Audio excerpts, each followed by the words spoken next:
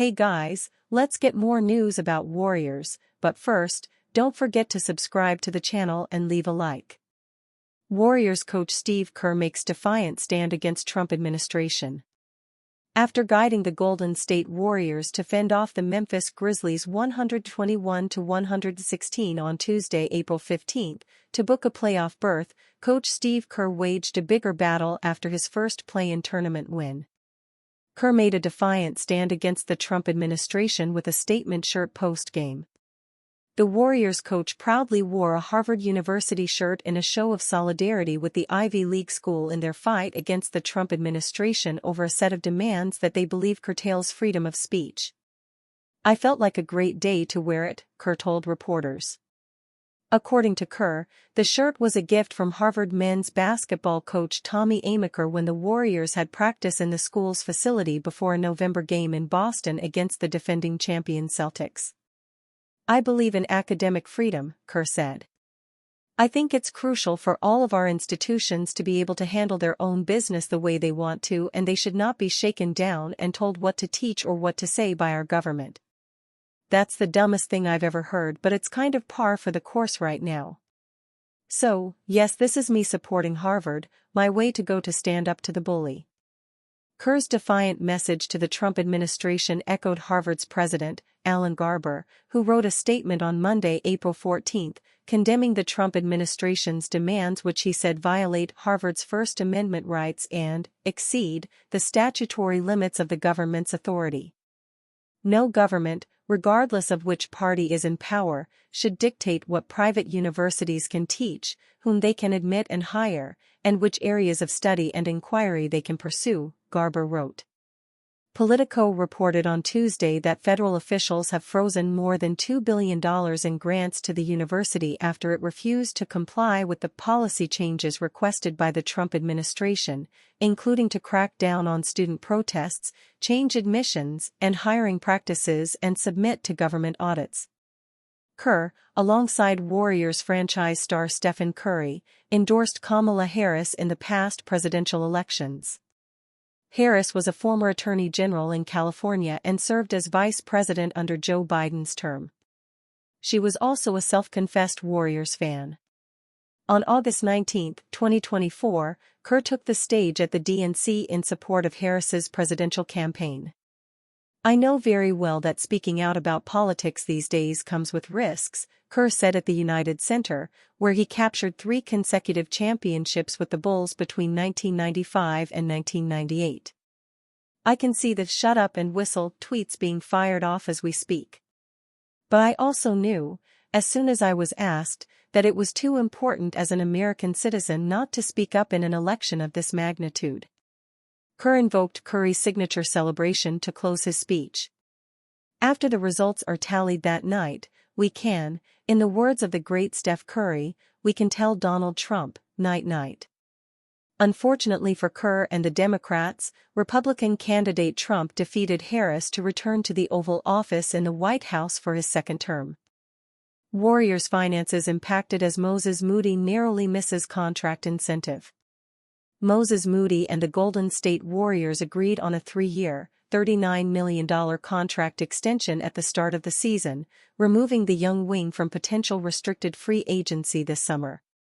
Part of that deal includes nearly $500,000 in annual unlikely incentives tied to performance benchmarks. This week, as the regular season wrapped up, Moody's contract incentives came down to the wire.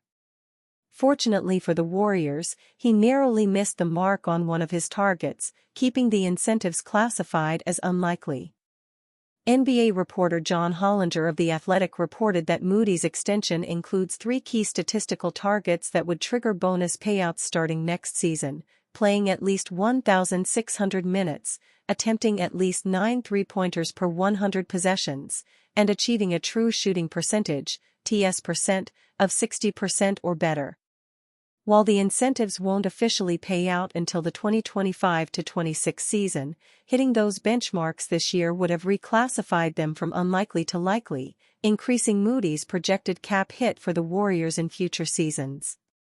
Under NBA salary cap rules, contract bonuses are categorized based on whether a player achieved the specific benchmarks in the prior season.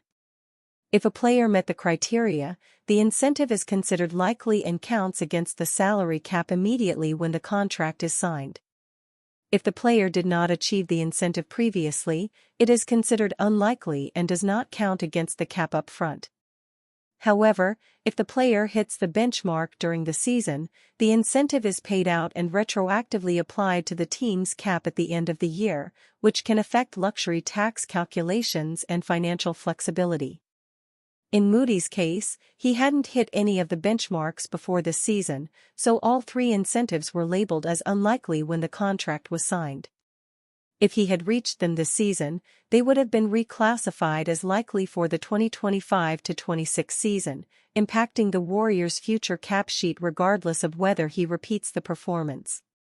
Moody's final numbers for the 2024-25 regular season were 9.8 points, career high, 2.6 rebounds, and 1.3 assists, career high, on 37.4% shooting from three, also a career high.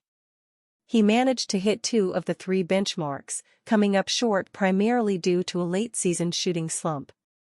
He ended the season shooting just 57.8% true shooting after going 11 of 37 from the field and 5 of 19 from three over his last 5 games. Moody's 2024-25 season was still a step forward. If he continues to develop and earns a larger role next season, he'll be in a prime position to hit those incentive benchmarks when the money is actually on the line.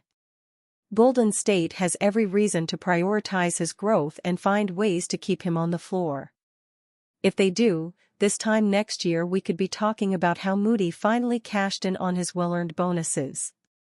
Kevin Durant is set to leave the Phoenix Suns and his fate is revealed. Although he has a contract with the Phoenix Suns that runs until mid-2026, Kevin Durant is set to be traded in the coming weeks. Starring in one of the worst seasons of his career, the 36-year-old forward has seen his name linked to several franchises. However, according to Bovada Sports, one of the most used betting sites in the United States, the star's future should be with the Houston Rockets. With a guaranteed spot in the playoffs, the Texan team plans to reinforce its roster with renowned players in the coming days. Thus, if the Suns are willing to make a trade, the Rockets will spare no effort to count on Kevin Durant's arrival. In turn, the Golden State Warriors, San Antonio Spurs, Miami Heat, New York Knicks and Minnesota Timberwolves are also in the running. The Phoenix Suns management has not confirmed the rumors, but everything suggests that the forward's future will be at other levels. This is because since the trade deadline, when the player was almost projected to other teams, his stay in Arizona is no longer necessary. On the other hand, the Western Conference team's desire is to assemble a group in favor of Devin Booker. The veteran's skill is undeniable, but his recent seasons have left much to be desired. With the Suns taking center stage by becoming the most expensive team in the NBA, staying out of even the play-in was crucial for new plans to be drawn up. In order to reduce the payroll for the 2025-26 season, Kevin Durant is expected to say goodbye to Phoenix. The rumors were fueled after the franchise failed to relocate Bradley Beal. Thus, putting the experienced wing on the waiver boat became Plan A. As far as knowledge is concerned, it is estimated that the Suns have spent more than $600 million (3,531.72 billion Brazilian reals at the current rate) on payroll and fines in the last 2 years. And you fan? What do you think about Kevin Durant's situation? Write to us in the comments.